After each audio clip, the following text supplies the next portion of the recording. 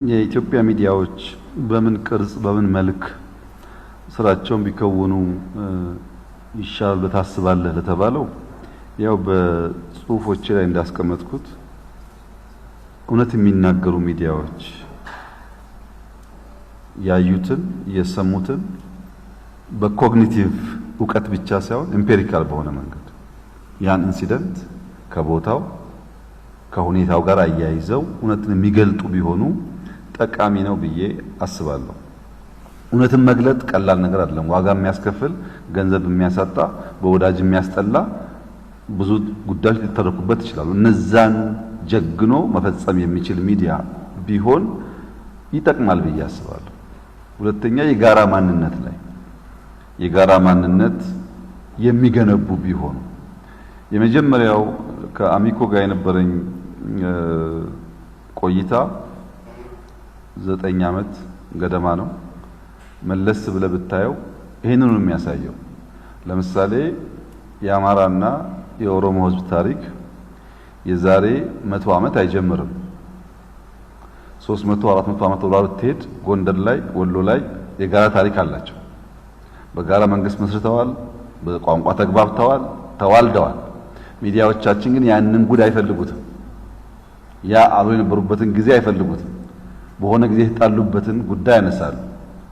ኢንሲደንት ወይም ኬዝ ስተዲ በአካዳሚክስም ይታወቃል። አንድ ኬዝ ላይ ቤዝ አድርጎ ይጠናል።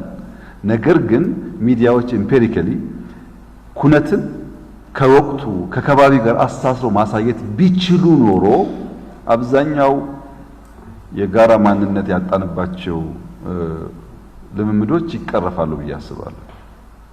የአሚኮ ወንድሜ እንዳነሳው ኢትዮጵያ በተሰራችበት አፈር ላይ የሚለያይ ሐሳብ ያለ አይመስለኝም። ጸቡ ያለው ያፈር ያጭቃ ከተቦካ በኋላ የተሰራው ጀበና፣ የተሰራው ሲኒ፣ የተሰራው ረከቦት ላይ ነው። የተሰራበት ሶርሱ ጭቃው ላይ አይደለም ጸቡ ያለው። ቅርጽ ከወጣለት በኋላ ወይም ቡና መቅጃዋ ሹላ ረዝማለች ወይም ቡና ማቀፊያዋ ሰፍታለች የሚያጣላን እንጂ የጥቁር ህዝቦች መነሻና መገኛ መሆናችን ብዙ የሚያከራክር ጉዳይ አይደለም።